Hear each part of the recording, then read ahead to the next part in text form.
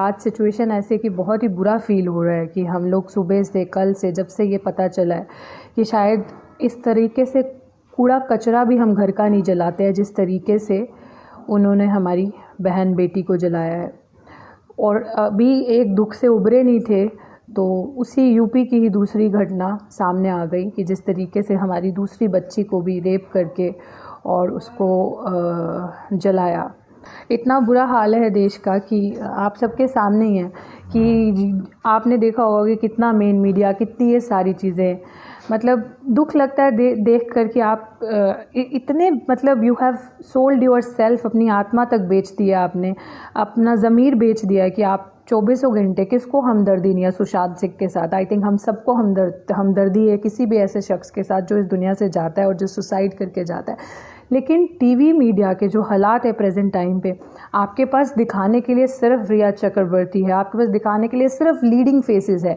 आप एक media channel दिखाएं, जैसे आज मातम छा गया है अर्नब गोस्वामी के मुंह पे, या वो रिपब्लिक टीवी के, या वो चौरसियाँ हैं, कोई भी इंसान इस मुद्दे को नहीं उठा रहा कि एक दलित की शोषित वर्ग की बेटी के साथ इस तरीके से होता है। जब निर्भया कांड होता है तब आप सब के सब सामने आ जाते हैं, तब आप सामने आते हैं, सड़कों पे इतना बड़ा धरना प्रदर्शन करते हैं। जब निर्भया कांड हुआ था, आई स्टिल रिमेंबर, तब लोगों को ये लगा था इस केस में, क्योंकि कांड, why I am using this word, कि वो बहुत बड़ा एक इस तरीके से मिसाल सामने आया था कि ऐसा लगा था कि शायद सोसाइटी चेंज होगा, लोग बदलेंगे।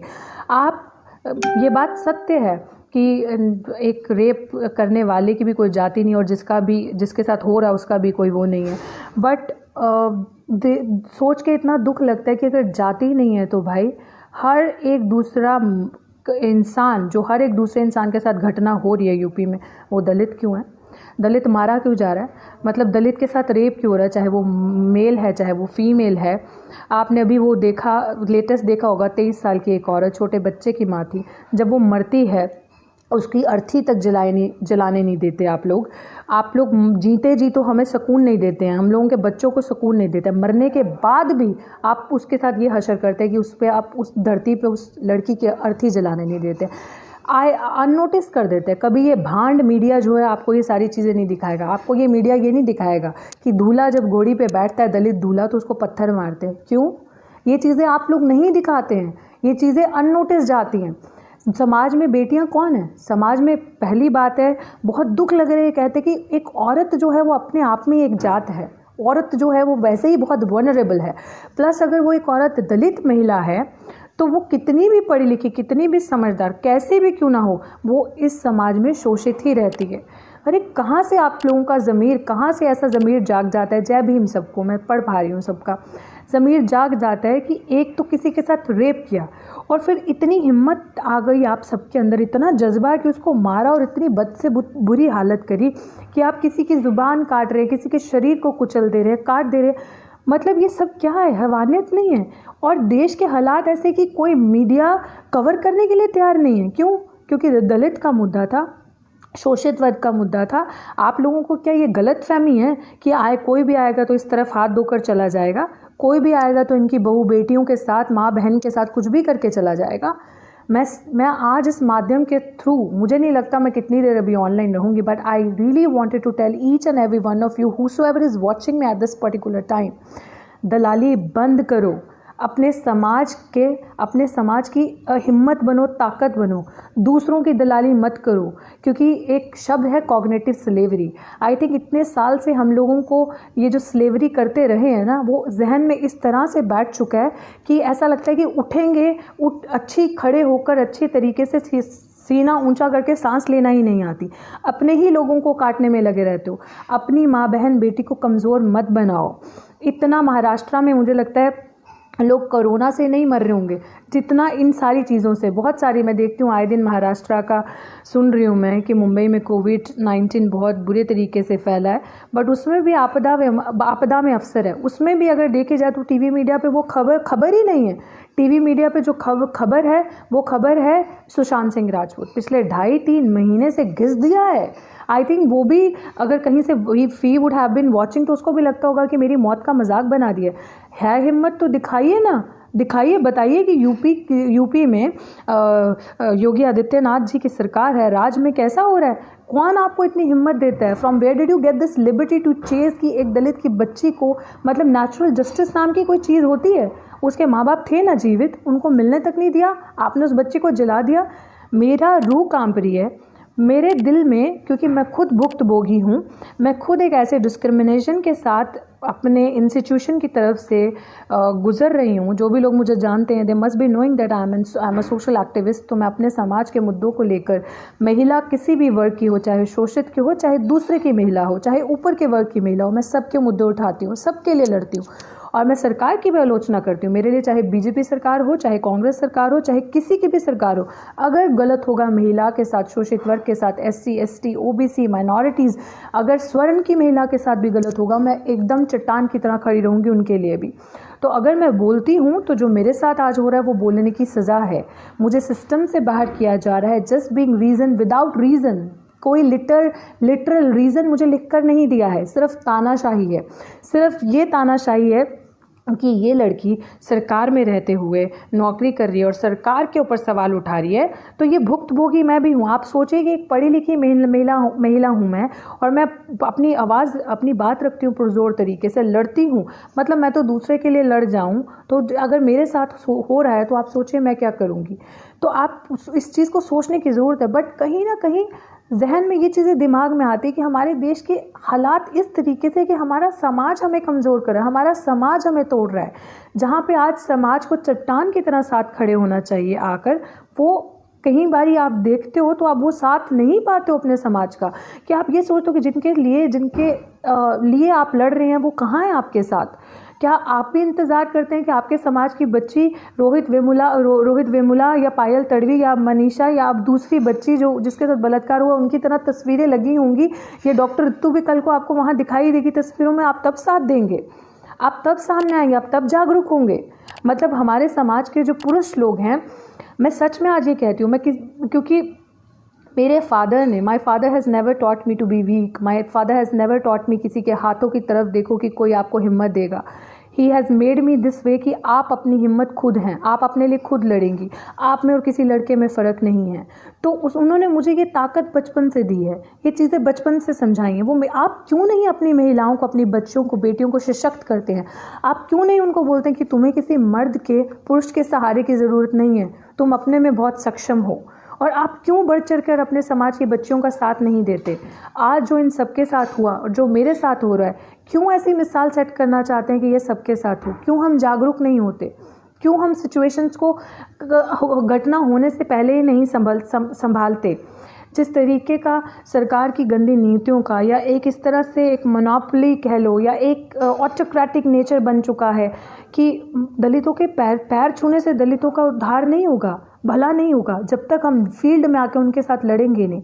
और बाबा साहिब, कांशीराम जी, ये सारी बड़ी बड़ी हस्तियाँ, भगत सिंह 21 साल की उम्र में हमें इतना कुछ सिखा के चले गए। क्या हमें समझना नहीं चाहिए? क्या हमें अपनी यूनिटी को, एकता को समझना नहीं चाहिए? अब भी कुछ बचा है क्या खोने के लिए? we don't have अभी more things to lose, already we have lost a lot। तो आई थिंक अगर हम इन चीज़ों को संभाल लें, अभी भी वक्त आए, तो बहुत अच्छा होगा हमारे लिए। हम लोग सब कुछ खोते जा रहे जस्ट बिकॉज कि हमारे लोग अगर 85%, we are becoming the strength of those people. मैं ये नहीं कहती कि कोई अगर ब्राह्मण की कोख से जन्म लिया है तो वो बुरा होगा, और मैं ये नहीं कहती कि कोई दलित की कोख से जना है तो वो बहुत भला होगा, क्योंकि हमारे ही लोग सामने वाले की ताकत बन के उनको बोल्ड कर रहे हैं। अरे 15% कैसे भारी है 85% पे? कोई मुझे ये बताएगा कैसे भारी है? तो कुछ तो कमियां हमारे अंदर है ना, हाथ की 5 उंगलियां बराबर तो नहीं है ना, एक जैसी तो नहीं है, देख सक रहे हैं। तो कुछ तो कमियां इस पार्ट पे हैं कि वो एक मानसिक गुलामी करने की ऐसी आदत लगी है कि वो इतना सुकून मिलता है मानसिक गुलामी की, लगता है कि हम आगे बढ़ ही नहीं पाएंगे, उठ ही नहीं पाएंगे, अस्तित्व ही नहीं है हम लोगों का खुद में हम कोई पार्टी नहीं चला सकते, खुद में हम कोई संगठन नहीं चला सकते, हमेशा दूसरे का सहारा लेना है, औरतों को हम बढ़ने ही नहीं देते।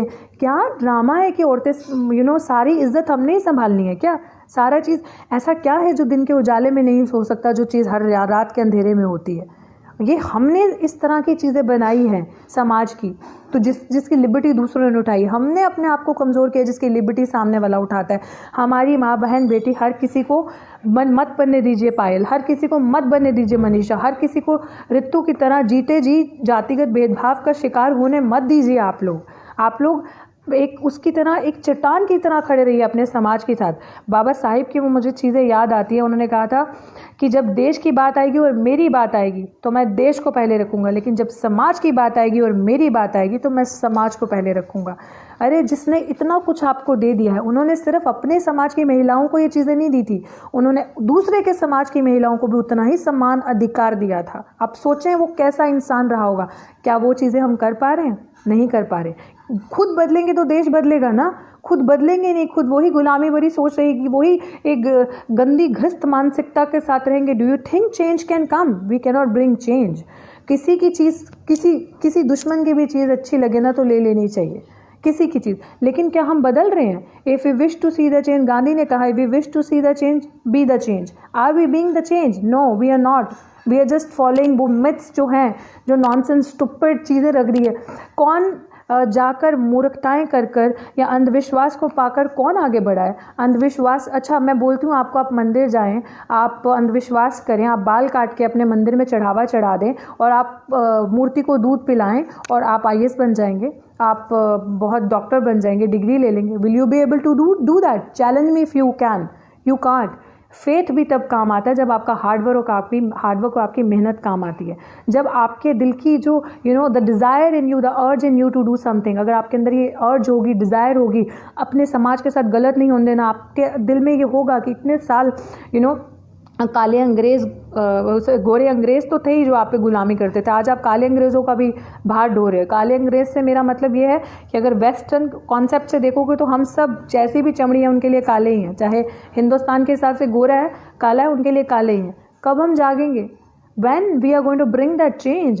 अरे महाराष्ट्र के मराठा दलितों का तो इतिहास में नाम है। डरती थी उस टाइम के आर्मी, आपके जो वो था बटालियन, जो भी आपका आर्मी था, लोग डरते थे आपका। मैं भी एक आर्मी के परिवार से आती हूँ, मुझे भी पता है कि हम लोगों ने कितना स्ट्रगल किया देश को आज़ाद करने के लिए। लेकिन देश को आज़ाद करने से कुछ नहीं होगा जब तक आज़ादी मानसिकता से यहाँ से नहीं होगी। इस तरीके से आप ताकत बनिए, संभालिए अपनी चीज़ों को, अपनी बेटियों को, अपने बच्चों को सशक्त कीजिए, किसी की गुलामी मत कीजिए। चुप रहने वाले का कभी भला नहीं होता। आपका भला तभी होगा जब आप अपने आप में सक्षम रूप से आगे जाएंगे, अपने राइट्स को समझेंगे, अपने हकों को समझेंगे। और बहुत सारी इस तरीके की चीज़ें, अगर किसी को कोई सवाल भी है तो प्लीज़ आप डाल दीजिए, वहाँ पे मैं जवाब दे दूँगी, क्योंकि मैं बहुत कम इस तरीके से लाइव आती हूँ। तो ये बहुत अच्छा लगा मुझे इस पेज का इनिशिएटिव, तो मैं इस तरीके से आई हूँ अपनी बात को रखने के लिए। देश के मौजूदा हालात जो हैं, शायद मेरे दिमाग में भी इतनी चीज़ें नहीं हैं, बहुत सारी इश्यूज़ मैं उठाती हूँ, बहुत सारी चीज़ों पे मैं बोलती हूँ, लेकिन दिल इतना दुखी है कि घर में भी हम सबके ऐसा ही माहौल बना हुआ है। ये जो हुआ है बच्ची के साथ, कल भी हम लोग एक प्रोटेस्ट में जा रहे हैं, तो उन सारी चीज़ों में इतना बिजी हैं हम लोग रात दिन कि बहुत सारी ऐसी सिचुएशन है जिनके साथ अभी डील करना है। जब तक मनीषा को न्याय नहीं मिलता, जस्टिस नहीं होता, तो तब तक हम नहीं छोड़ेंगे ये चीज़ें। और क्या कहते हैं, मेरी जो भी लोग इस चीज़ को सुन रहे होंगे, अपने लोगों को कोशिश कीजिए सोशल मीडिया पे लेके आए, जितने से जितने हमारे लोग, क्योंकि सोशल मीडिया हमारी ताकत है। गोदी मीडिया आपको कभी नहीं दिखाएगा आपके क्या हालात हैं। आज मुझे I think it's been 55 days to me, I am fighting for the injustice. जिस जॉब में मैं थी उस जॉब में मैं अभी नहीं हूँ। 55 दिन हो गए मुझे, क्योंकि वो ऑटोक्रेटिक तरीके से जो एडमिनिस्ट्रेशन है वहाँ का मेरे साथ इस तरीके का उन्होंने किया है, जो मैं बोलती हूँ मुझे बोलने की सज़ा दी है, जिसका मुझे कोई लिखित उसमें नहीं दिया। तो अगर सोचिए, एक दिल्ली विश्वविद्यालय में बैठकर मैं इन जातिगत हरकतों का एक वो केस हूँ आप सबके सामने, तो सोचिए जो छोटे छोटे तबकों में, ज़िलों में, छोटी छोटी यूनिवर्सिटीज़ में, कॉलेज में लोग होते होंगे जिनकी अपनी आवाज़ नहीं है, जिनके पास रिसोर्सेज नहीं है, जिनके लिए लोग बोलते नहीं, कितने हेल्पलेस होंगे। आप सोचिए कि 2019 में रिपोर्ट आई है, 21 अक्टूबर की 2017 की रिपोर्ट है जो 2019 में आई है, रेप केसेस और crime cases against women 3.5 lakh. आप इमेजिन कीजिए, हर 15 मिनट में एक लड़की का रेप होता है। कौन देता है इतनी हिम्मत? कहाँ से आती है इतनी हिम्मत? क्योंकि सिस्टम मजाक में ले रहा है ना, एक वुमेन को, औरत को मजाक में लिया जाता है। हमारे देश में आई थिंक वैसे ही इतनी गंदगी चल रही है जो आजकल, स्पेशली पिछले कुछ सालों से। और आप ये सोचिए कि इतनी हिम्मत मिल जाती है कि एक दलित महिला का शोषण करना, उसको सामाजिक तुम्हें सोसाइटी में एक सम्मान नहीं देना, और ऊपर से उसका रेप करके उसको मारना काटना। कहाँ से आती है इतनी हिम्मत? क्योंकि जब तक हमारे देश में न्यायपालिका और कानून व्यवस्था अच्छे से काम नहीं करेगी, न्याय दिलाने के उस तरीके से, निष्पक्ष तरीके से काम नहीं करेगी, तब तक ये चीज़ें ना ही तो सुधरेंगी ना ही तो बदलेंगी। जब तक हमारे देश में ये घूस खिलाने वाला काम नहीं होगा, जब तक हमारे देश में हमारे लोग सामने वाले की ताकत नहीं बनेंगे, तब तक ये चीज़ें नहीं बदलेंगी। फैसला आपका है। एक एक करते आपकी बच्चियों की, माँ बेटियों की, बहनों की बलि चढ़ती जा रही है, चढ़ती जाएगी। अगर आप अभी नहीं जागे तो आई एम श्योर आप कभी नहीं जागेंगे।